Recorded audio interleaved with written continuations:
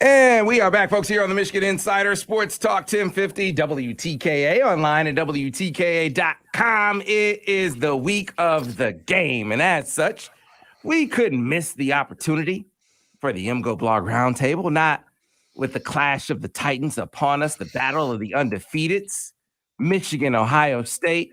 This is the Big Ten Championship. Of course, we have to do a roundtable this week, and the guys were kind enough to oblige us when we asked, "Can you come on Tuesday?" Here they are, the MGoBlog crew, starting off with the man that started it all at MGoBlog, Brian Cook. Brian, how are you? Good. You got to tell Rich Reddy to get off my airwaves when it's time for me to get on. Spouting all this nonsense about the best dojos. Come on, we got football to talk about. Sledding Hills in Ann Arbor? Yeah, man. Hey, look, the Tommy Top 3 is a must do every week, even the week of the game. Fellas, he's great, incidentally. I love Rich Reddy. I can't say enough good about him. He loves you, Craig. He stayed around just to tell you hi, and then he just couldn't wait any longer. But he loves Craig Ross, as we all do. The venerable Craig Ross. How are you this morning, Craig? I'm doing fine. How are you? I'm doing great. And then, of course, Seth Fisher. Seth, good morning. How are you? I got to tell you, Sam, the best sledding hill in America is actually the spot right between the kick-out block and the down block in Michigan's power running game this Saturday. That's exactly where you should be sledding, because they're going right through there. All right, so let's dive right in, fellas, to looking back at the Illinois game, because I want to spend ample time on those Buckeyes. But big takeaways of Brian Cook from the Illinois contest. Well, I mean, this was the first time Michigan had really faced a super aggressive defense since, I think, the Indiana game. They were +1 in the box for most of the day. They played a lot of zero, where they'd move their safety down super late and have him take the edge. So that really messed with Michigan's blocking schemes. But when Corum was out there, they were able to cope. They had a number of man beaters up that did pretty well. And then you just had this passing game that had opportunities and for various reasons was unable to take advantage of them. So if Michigan gets that against Ohio State this weekend, I don't think they win the game. But, I mean, the good news is the plays are there to be made. The throws are open. The catches are available. And the wide receivers need to help out a little bit. And JJ needs to be a little bit more accurate. Seth? I mean, if in today's world, no football team is going to take a game more than one game at a time. Nobody is going to look past an opponent. This is as close as you're ever going to get. Like they kept guys out, and they didn't change anything. Like the way that they had Upshaw and Harrell defending the edge is the same way they would do it with Mike Morris. Now, Mike Morris is a special player, and you can get away with things with Mike Morris. And they were doing the same thing last year with Aiden Hutchinson, a very special player. And they Morris is that dude. They were asking other guys to be that dude so they could play with two safeties back, which there's no reason in the world to play with two safeties back against Illinois, right? Like DeVito is not a downfield passer. When he tried to throw a downfield pass, he missed. So the only reason to be doing that is to be practicing. And I the more I was getting into the charting this game, it's just like, we were preparing for Ohio State and resting guys for Ohio State as much as anyone can. I'm not going to say that they didn't prepare at all for Illinois, and they had a couple things actually late in the game that looked very Illinois prepared, like they'd seen a power run in their history before. But it was just, they looked past them and they got away with it. Yeah, I, as much as I find Bielema annoying and a major whiner, I have to give him credit that I felt Illinois was a very well coached team. I thought their secondary was better than I thought. They brought guys down into the box, and they had the advantage in the box, which we didn't, I think, take advantage of. On the other hand, there were times when they seemed to be coming down in the box, and the next thing you know, that guy is flying back into cover two, and it was crazy. It was impressive, and I don't know who their defensive coordinator is at all, but I felt like he did a really good job. and Bielema's a and I defensive guy himself. okay, and Yeah, it he ain't seemed, it. I can't give him credit for this. That's who I didn't know his name either. I guess his name Ryan okay. Walters. That dude's Yeah, I don't legit. know. That dude's legit. That's his name, right, Mhm. Ira? Ryan Yes, Walters. Ryan Yeah, Walters. that dude's legit. Yeah, Like, he's real.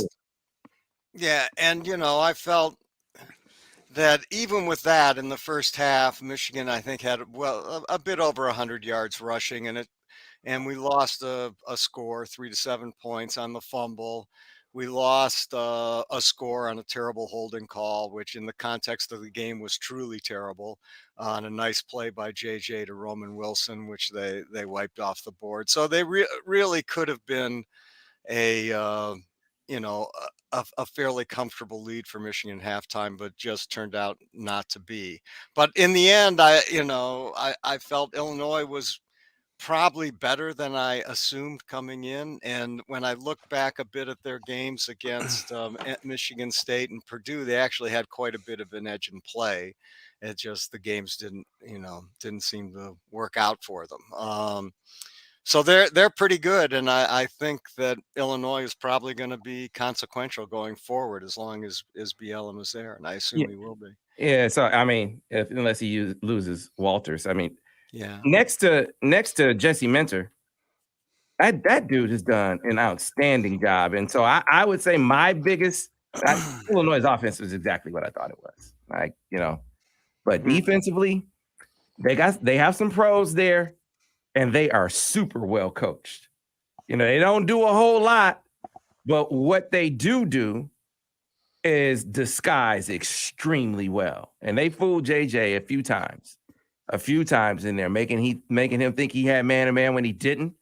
Because you wouldn't think that they could get to cover two the way that they got to it as often as they did. And they had some cover zero, like you said, Brian, ton of cover one. And then they kept you honest by being able to rotate that into a cover two. I hadn't seen a team give a shell and be able to cover one shell to the degree that they did and be able to get into cover two as easily as they did without a number of busts. They busted some, but not nearly as much as I thought. I say all of that to say that's the best defense that Michigan has seen. I don't think that the secondary that they're about to see is nearly as good. And I wonder if they can execute the kind of game plan, because if you're going to take anything from what Illinois did, you would kind of take away how they attempted to blow up Michigan's inside running game. And they were able to a certain extent, slow them down with Blake. Blake still had 100 yards, in the first half, but Michigan only had 7 points. They would have had 10 or 14. I think they would take that as a win. But Ohio State can't do what they did, I don't think, personally. Because I don't think they're as well coached, and I don't think they have the personnel, the physicality to do it. You're saying the coaching, not me. Yeah, I'm not ripping on Ohio State's coaching right now. Man, listen to me. You're going to see more busts, provided Michigan chooses to attack. I'll save the Ohio State stuff for later.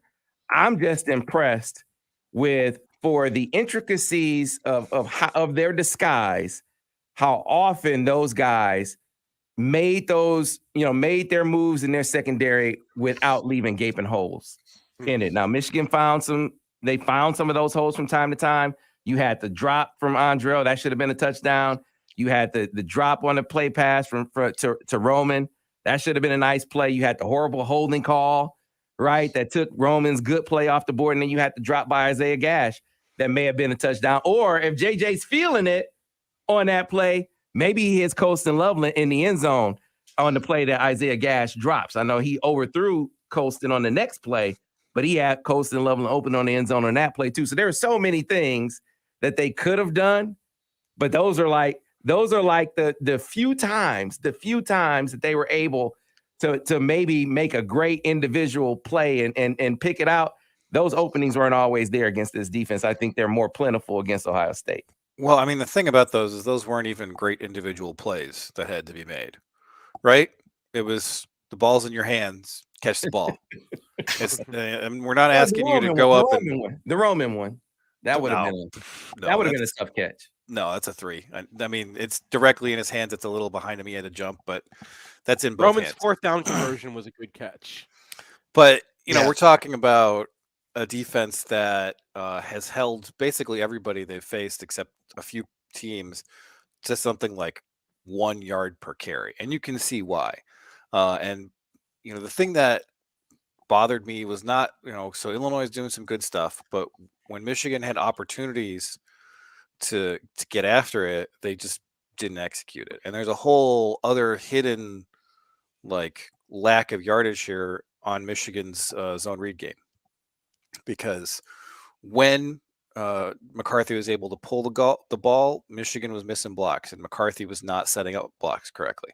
And then there were 3 or 4 other opportunities that were like, you got to pull that ball, and he doesn't. And then you have defensive ends coming down and making tackles unblocked. And so we went through this whole season, and we had one game against Penn State where they're able to successfully use the threat of the quarterback to open it up. They have 418 rushing yards, and then that just drops out of the offense entirely.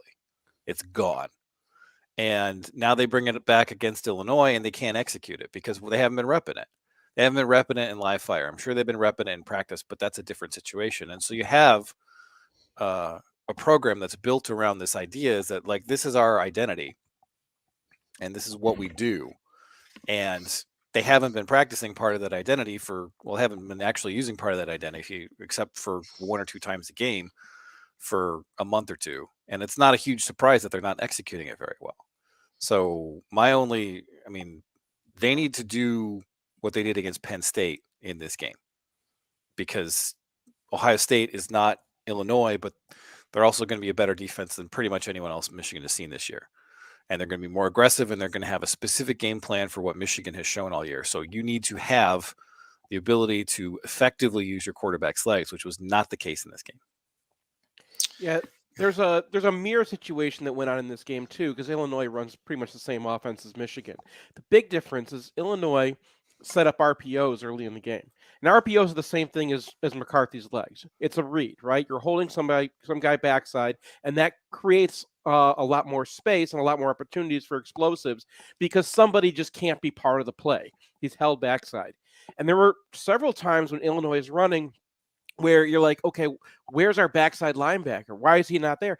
And he's stepping back, or he's held backwards by a read on a fake RPO because they ran a couple RPOs early in the game.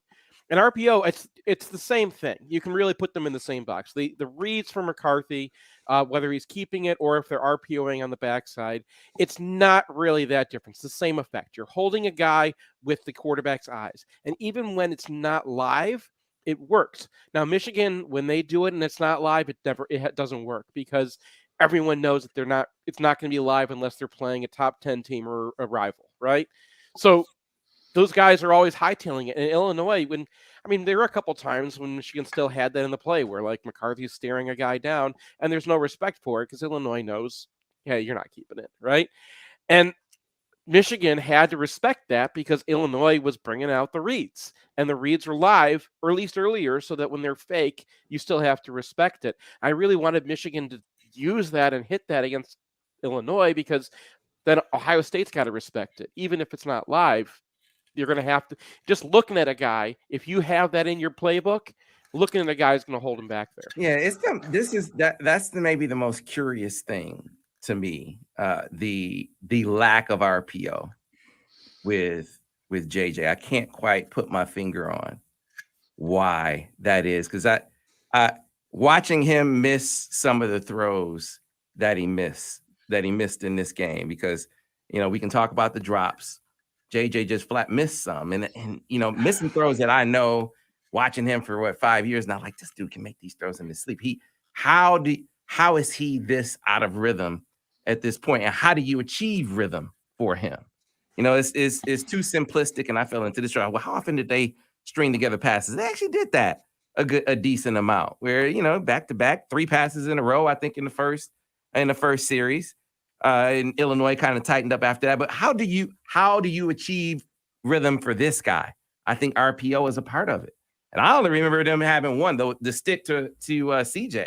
That's the only RPO I remember them doing in this game. And that was, I thought, going to be, other than running the football, I thought was going to be the biggest difference with JJ at the helm compared to K, who they didn't RPO a lot. That just wasn't his thing. That's not he wasn't good at it. He wouldn't make the right. They But- had it in the offense. It's just he wasn't making the reads. But aren't we actually using fewer RPOs with JJ, Yeah, or at least no more at best? Brian, I mean, how many I of you would say started this fewer. year? Can you think? I can't think of I any mean, off the top of there my head. were a number early in the year, but it just sort of fell out of the offense. And I think I charted maybe one last week, and maybe one or two this week. And yeah, I can't explain it. I mean, the only thing that really makes a whole lot of sense is that they're just keeping this they're just keeping it in the barn until the Ohio State game, and then we're going to see it. But as I said before, it's tough to be really good at something that you're not actually using in a game consistently.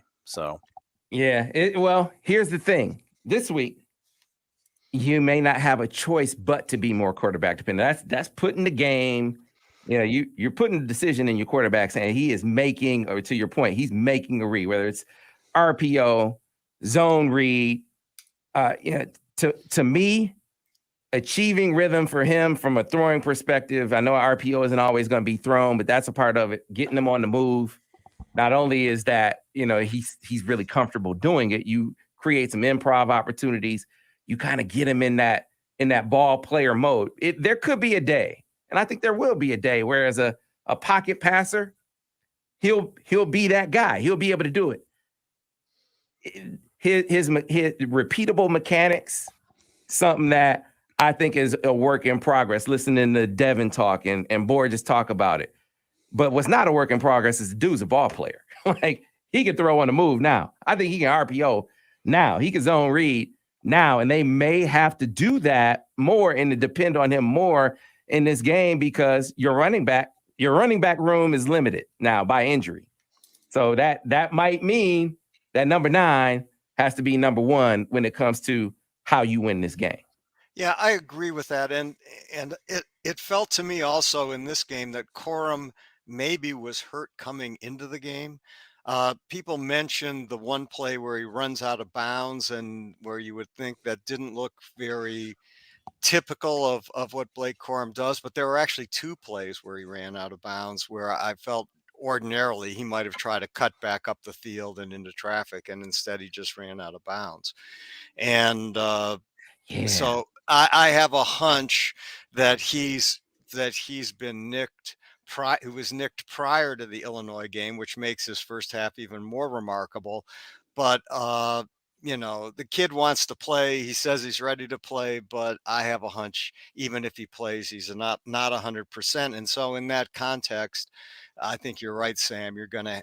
I mean, the more of this game is going to be on JJ. It isn't going to be like Ohio State last year when Haskins and Corum just mashed through him. I don't see that.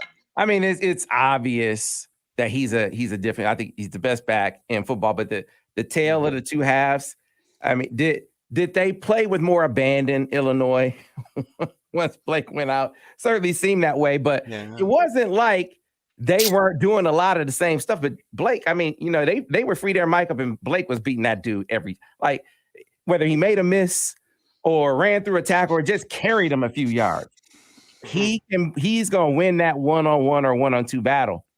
Donovan is going to win his fair share. The other guys aren't there yet. So, running in the loaded boxes it's not as optimal a scenario minus those 2 backs. And it may be the case that even with those 2 backs and them being limited, it might not be as optimal a mode of attack. And so how do you compensate for the 60 or 70 or however many yards you lose in production? How do you compensate for that in this game? I think it's number 9. Well, yeah. How do you win a playoff game? How banged up is this running back room going to be? Yeah, we don't know. Yeah, they tried to have Blake go back in there. He was back in there for the first 2 plays. He came back a little later in that half. He says he's good. I think both of those guys, this is my personal opinion. First of all, the reports that were going around yesterday is saying that Blake has been ruled out for the game. That totally. I've heard nothing to say that he's been ruled out for that game. And that's legit, not just smokescreen stuff that they say. I've not heard anything to say that he's been ruled out. I have not heard that Donovan is ruled out either. My personal opinion on it is that we'll see those guys, but I think they'll be limited. That's my opinion. Can still be effective. Those guys are whatever. I don't know what percentage you put on it, but I think those guys, even just throw out a number. Let's say they're 70%. They're better than a bunch of backs in college football and still can help Michigan have an effective run game. But you can't lean on it as the the road to victory. You're gonna have to be more complimentary with your pass game or with your quarterback. That isn't necessarily just a pass thing. Got to be more complimentary with him in this game, in my opinion. Ohio State's gonna. I mean, even before they saw Illinois, what does Michigan not like to do? Throw into coverage, right? They do not want to throw at a cover guy, even if it's cover 0, right? And you just have one-on-one everywhere across the board. Michigan doesn't like to throw that. So Ohio State's going to blitz. They're going to bring their safeties down. That's part of their defense to begin with. And, certainly after they saw Illinois, they know that that's got to be the approach against Michigan. Make McCarthy beat you. So I can't make guesses at where the running backs are. And, obviously guys are banged up. Obviously, if it's the Ohio State game, they're going to play no matter how banged up they are, right? They're not letting someone else take that shirt. So they're going to be in, but how do you win a playoff game? And that's what we're in right now. We're in the playoffs now. And the way you win a playoff game is your quarterback has to be able to drive the ball down the field, right? You have to win one-on-one battles. It's just like in the NFL nowadays. Everything comes down to my talent versus your talent, and can my guys go down the field and make a catch against your guys? Ohio State's got talent back there. I know that their secondary doesn't work great, and I would argue Illinois might even have when they're healthy is a better secondary overall. I agree, but they got talent back there. They weren't healthy in this game, and Michigan still went after Witherspoon way too much. Yeah, man. What was that? Yeah, man. That's a great observation. So that's another thing. And I actually, I had a whole deal, a whole write-up after the game. And then after, I talked to Borges and watched the All 22. And I was like, man, I got to go back and revise this. And that is one of the things I talked about, the matchup game, man. I mean, don't go after their best guy. I mean, let's go after their weaker guys, man. And let's do it with maybe your best. I think Roman Wilson is your best downfield threat. Well, I'm just they had a waggle where there was a pivot route on, and it was Bell, so he's got Witherspoon on him, and Witherspoon's just like, I got this. And I'm just like, why don't we run him deep and then have anybody else on the team go up against Illinois' number 4 cornerback and see how that goes? Yeah. It'll go better than that. That guy's an All-American. That guy. No, this is a great observation. Look, as much man as they played, crossers, picks, matchups. Play the matchup game. And I think you're right on. So hopefully that's a takeaway from this game. Let's find our best matchup. Go back to the overlooking, right? Was Michigan playing Ohio State or were they playing Illinois the last weekend? Because, when they had to get a 4th down, what did they do? They ran Roman Wilson across the formation, dragged not Witherspoon across with him. Wilson is wide open. They throw it, the throw's upfield, but Wilson has enough room because he's so open to come back and make the catch, and they convert. I mean, they did a number of those things. They had a bunch of mesh routes on, and there was one where Hibner's wide open, but the throws to Colston Loveland instead, which is not correct. Yeah. But they did that a lot. So the offensive game plan did have a lot of man beaters in it. So it wasn't just okay, we're ignoring this for Ohio State. It's just the execution wasn't up to par. And it's a first-year quarterback. You have this philosophy about your team, and so sort of the inverse of that is so we're really good at running. We do things that people don't do because it's not 1986 anymore, and they are not built to handle it. And that's the flip side of that is the execution of the passing game where it is because of Michigan's extreme run focus?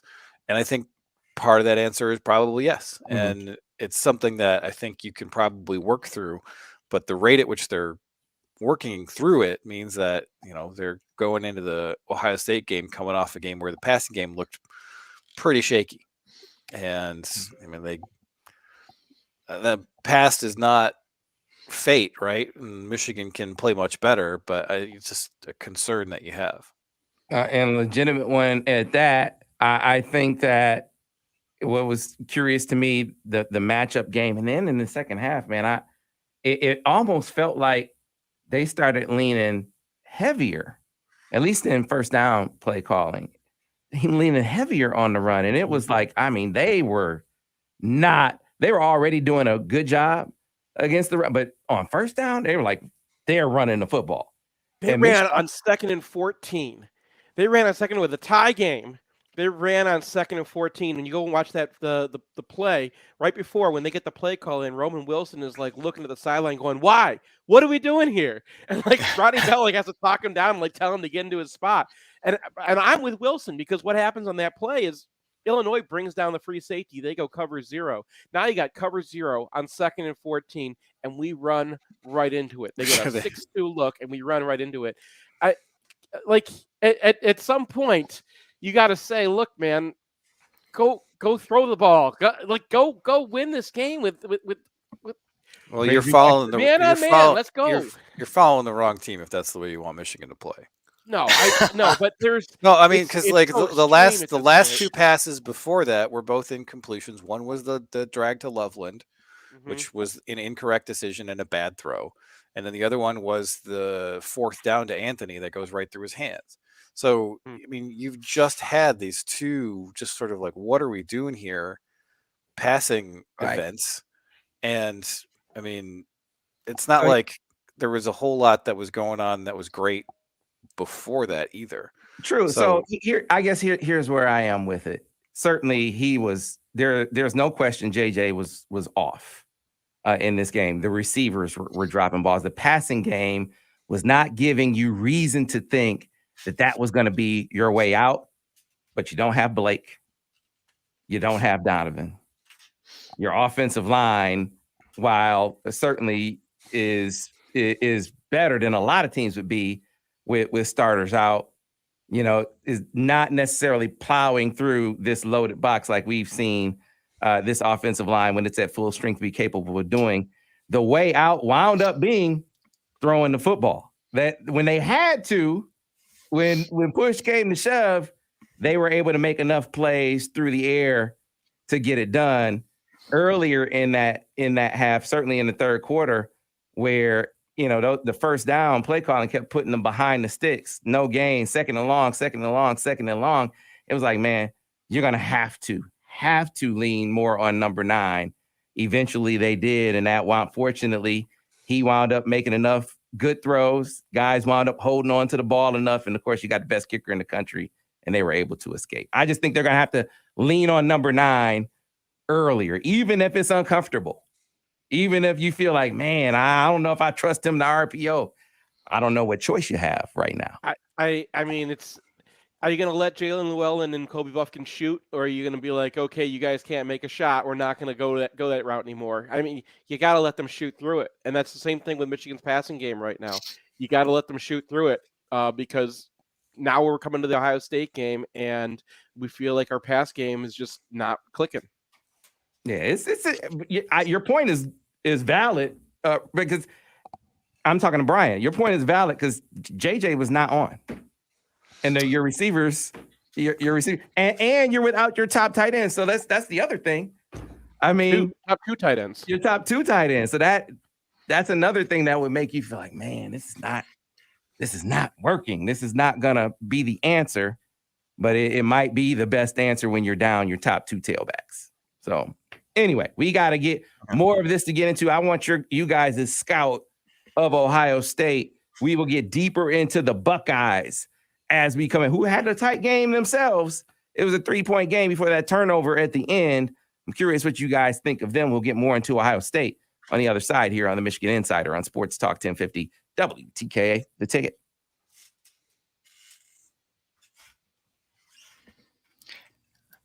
No, that matchup one is. I thought the same thing about Witherspoon. Like, man, why?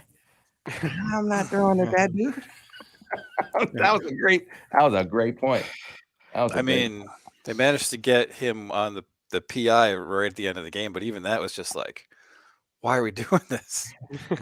Just put Bell on the decoy routes and then have anyone else. Well, I mean, Yeah, they didn't trust anybody else. Yeah, identifying who does what.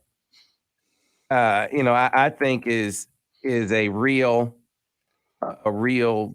kind of thing to focus on in this game. Not every guy is a deep ball guy. No, but right? I would have given Andrell a deep ball after the 4th and 6. I would have given him a deep ball on the next drive. I would have planned one in for him. That's just and that's how Michigan's normally done it. Like, you gotta, Isaiah Gash drops the ball, we're gonna go to you on 4th down. I guess Roman is always getting there. He's gonna get the number 3 guy. Like and he's your fastest guy. He tracks the ball the best.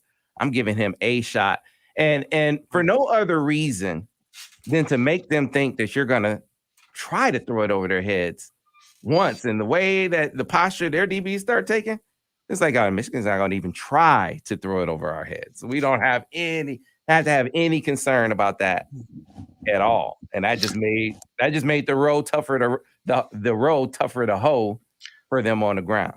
Yeah, every time Michigan went passive with every time they pulled their cornerbacks off pre-snap, Illinois saw it, checked to it, threw it. They even had a mesh route where, that's the backside of that's like the sight read for the mesh route. They threw that twice underneath, one time under Green, one time under Johnson.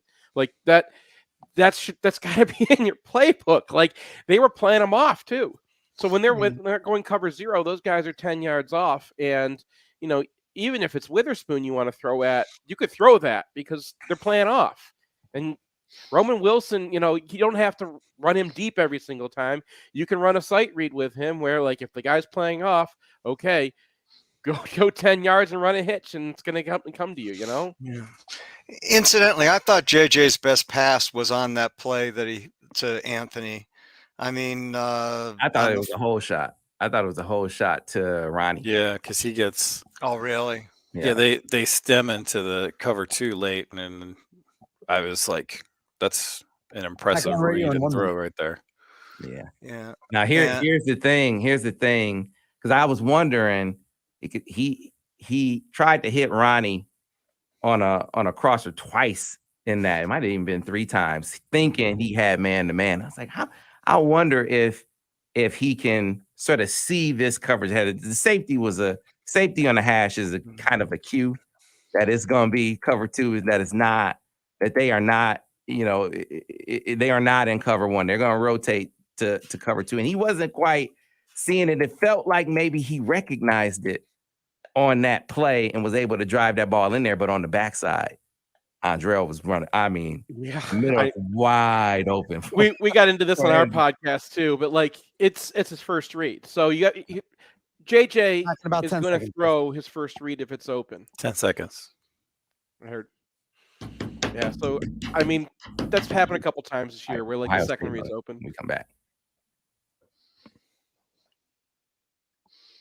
And back on radio in 5, 4, 3. We are back, folks, here on the Michigan Insider Sports Talk 1050 WTKA, online at WTKA.com. Sam Webb, Ira Weintraub on the other side. Real quick, get on board with Brighton Ford. Go to BrightonFord.com. Call 1-800-NEW-FORD to make it out to the lot at 8240 West Grand River Avenue in Brighton, Michigan. That's where John Cuter and his crew will take great care of you with the great lease deals that can't be beaten. Great lease deals like the one on the 2022 Ford F-150 Super Crew, $409 a month with $2,000 down. 2022 Ford Escape SE, all-wheel drive, $367 a month with $2,000 down. And last but not least, the 2022 Ford Edge SEL, all-wheel drive, $329 a month with $2,000 down. For those and other great deals, get on board with Brighton Ford. So, fellas, the Buckeyes, give us your scout, starting with you, Brian Cook, on these Buckeyes. They too are undefeated. They have a new defensive coordinator in Jim Knowles. They have a high-octane attack on offense. Break them down for me. Well, one thing that might reassure Michigan fans who are a little bit alarmed about Michigan's performance last week is that Ohio State's actually been outgained 3 of the last 4 weeks. They got outgained by everyone except Indiana on their recent schedule, and they have not been a dominant presence. And part of that was the weather against Northwestern. But if you're looking at that game and you're like, well, does Michigan have a better front than Northwestern does? The answer is yes, on both sides of the ball. Was it Northwestern able to stuff their run? Yes. Was Northwestern able to run the ball? Yes. So I kind of feel like what Illinois was able to do against Michigan, they're not going to be able to do. And then at wide receiver, they have Harrison Jr., who's an All-American type. But if JSN doesn't play in this game, and it doesn't seem like he's going to, then their other guys, Julian Fleming and Egbuka, are not on the level of Chris Olave and Garrett Wilson. So, they will have to rely on Harrison. They will have to protect, which they're very good at, and Michigan does not have much pass rush this year, at least not organically. So Michigan's going to have to get weird. Like, they cannot sit there and rush 4 much of the time against CJ Stroud, because Stroud is extremely accurate when allowed time. He struggles with pressure. He's decently mobile, and they will run him in this game. You have to prepare for that. I mean, when they got in trouble against Northwestern late in that game, they brought out bluff Arc Reed for a 44-yard play that was kind of the game-sealing play. So you have to be prepared for Stroud to run in a way that he has not run all year. You have to get after him with blitzes. You have to confuse him. And then the Ohio State defense, much better than last year, much more organized, much more diverse. Still a work in progress, I think. Still something where they're not quite fully activated. Yeah, I think the Ohio State defense is probably better than they were last year. I think that's true. On the other hand, as Brian points out, they don't seem like a particularly physical or dominating defense up front. I mean, they certainly weren't against Northwestern, who pretty much just ran one wildcat play after the next, and were still able to gain yards. And I don't think the Northwestern running back, I'm blocking on his name, Hull, something like that, is what Evan Hull. Evan Hull is likely to be half or 1/3 as good, even as a 50% Blake Corum. And so, I'm not pessimistic about Michigan's opportunities against that defense. Now, I do think the Ohio State receivers are good, aside from Marvin Harrison, who is phenomenal. I do think Stroud is a good quarterback. I do think he poses some run threats. What's the weather going to be, I guess, is my question. Is it going to be, and I don't think it's going to be super cold, but if it's rainy, this, may look like a completely different game. I don't know if that's good for Michigan or not. Yeah, I mean, getting the technical things, it's the defense is kind of a team of junior Colsons. I kind of want to say, like, they're fast, but they get out of there. And the scheme makes sense. They're a lot more, like Brian said, they're more organized than they were last year. You just see them make mistakes. Their linebackers go in the wrong spot. They got some young defensive ends who just try to go and win a play when they should just be doing their job. And it's there are ways to crack them. But it's hard to see exactly how that happens unless Michigan is just adjusting to everything they see and taking opportunities that they get from that. It's one of those things where, okay, McCarthy's going to take his first shot, but there's going to be some guys open that he might not even see on there. I want to zoom back a little bit and just look at the rivalry, because Harbaugh had a quote yesterday that I just love. There's no need to hate. And the way we talk about rivalries is, oh, this team hates these guys so much. And that's been true since Woody Hayes, had his car breakdown, I guess, or that's just been the theme of this rivalry until last year.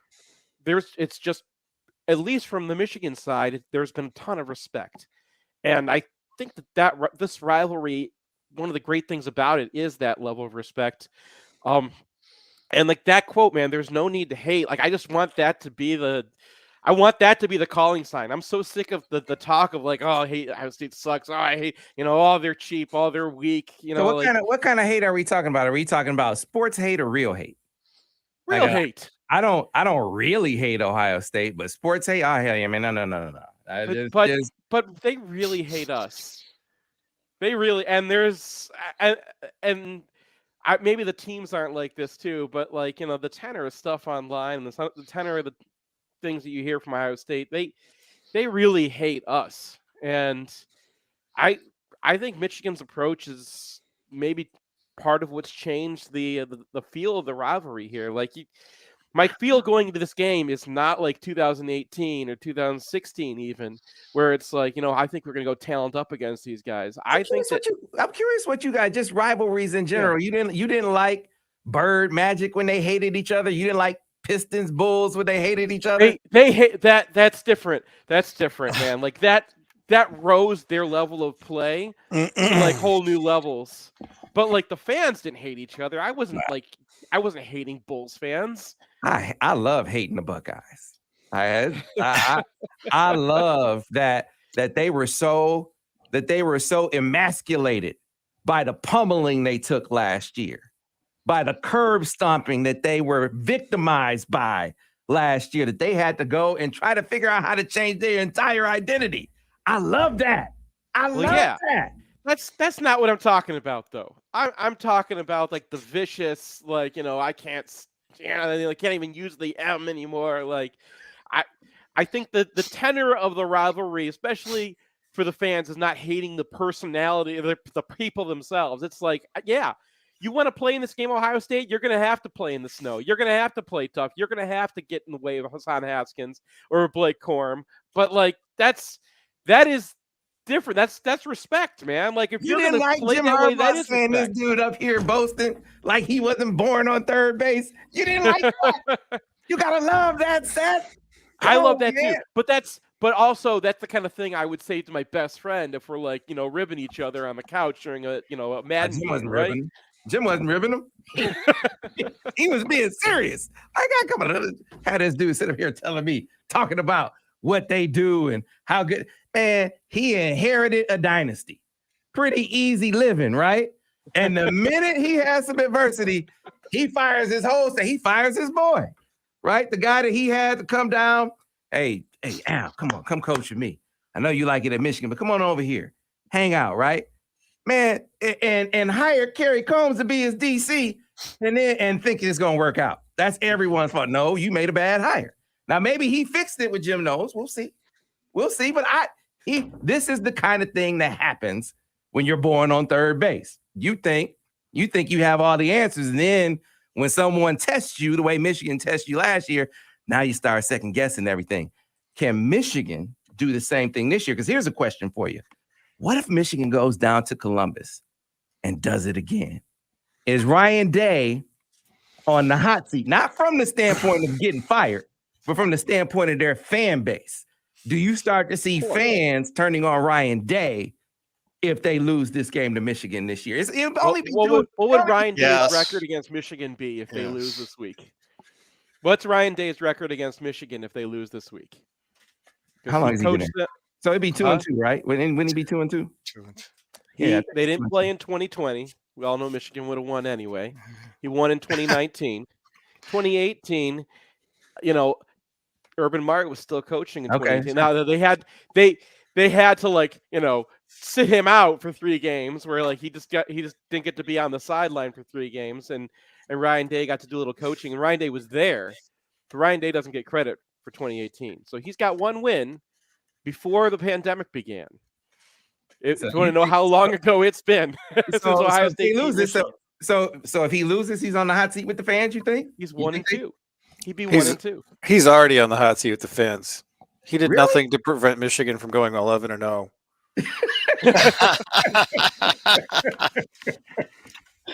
He did nothing. Yeah, it'll be interesting to see what life is like for him, because he seemed like when they lost that game last year, dude seemed legitimately shook. Like, man, I can't believe that. I mean, we got to go back and it was demoralizing, and which it was, but I mean, you lost to a really good team. I mean, things happen. I'm not questioning the health of my program by losing that game. It seemed like he was. I remember Oh. losing 2002, and I was shook for a week. Like, I wasn't used to a worse Ohio State team coming in and beating us, and Tressel like calling his shot, and then 2001, Tressel calling his shot, and then that happening like that was a shake. That was tough. And so injuries. Have you guys? So how bad? We know with Michigan, we know that Blake's banged up. We know Donovan's banged up. We know Trevor Keegan's banged up. Right. Mike Morris looked like he was moving around pretty well. I think it looked like he was lobbying to get back in the game. He's gonna play this week. What about Ohio State? What's their injury situation look like? I know they were banged up at running back too. Well, I mean, they had Dallas Hayden come in for most of their most recent game against Maryland. Mayan Williams probably has a high ankle sprain. I think that's the case. I would be a little bit surprised to see him this weekend. And then Trayvon Henderson had 11 carries in that game. Got yanked. Might not have gotten yanked for health reasons.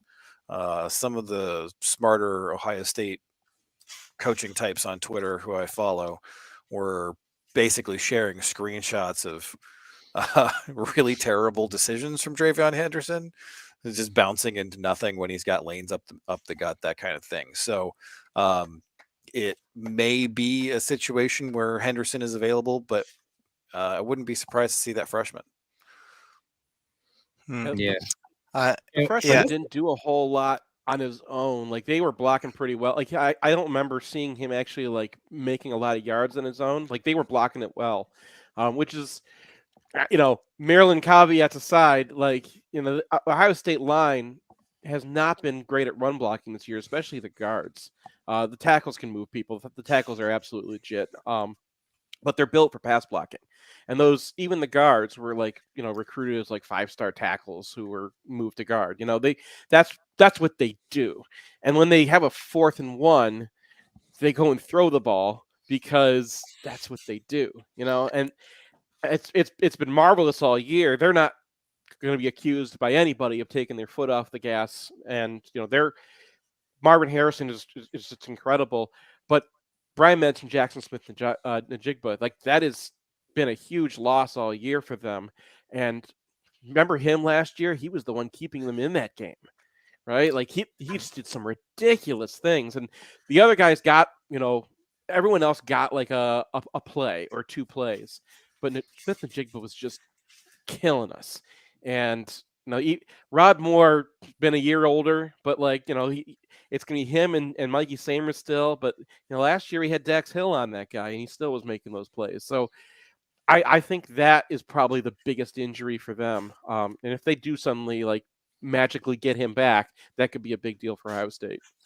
Yeah, it shall be interesting. I mean, Zach Harrison showed up in that game last week. I think he was playing with a couple broken hands in that contest. I think I remember Ransom getting hurt at one point in that contest, and CJ Stroud was limping around a little bit in that game too. So I don't know what that means for them this week. I mean, Harrison still had a heck of a game, so it'll be interesting to see how it plays out. The injury thing plays out for both sides. I know this is a tough question to ask you this early in the week and not knowing the injury statuses, but give me a winner in this game, fellas. I mean, put it on the line. Who you got, Brian? I just don't believe in the Michigan passing game enough. I think that it'll be competitive, but I think Ohio State will pull it out by 7 points. All right, Seth? I'm thinking about this. 42-27, maybe? Michigan 42, Ohio State 27. All right. And Craig, you're last up, man. Yeah, I don't like us in this game. I don't see it happening. I got Ohio State 27, Michigan 10. Now if the weather's terrible, I might revise it a bit, and injuries might change it a bit. But right now, I think Ohio State's. I think we're going to have too much of a difficulty with their pass game. Gotcha. Well, fellas, appreciate you taking time out of your Tuesday to spend with us. Have a happy Thanksgiving. Folks, the rest of you, will see you tomorrow here on the Michigan Insider on Sports Talk 1050 WTK, The Ticket, the official voice of University of Michigan Sports, and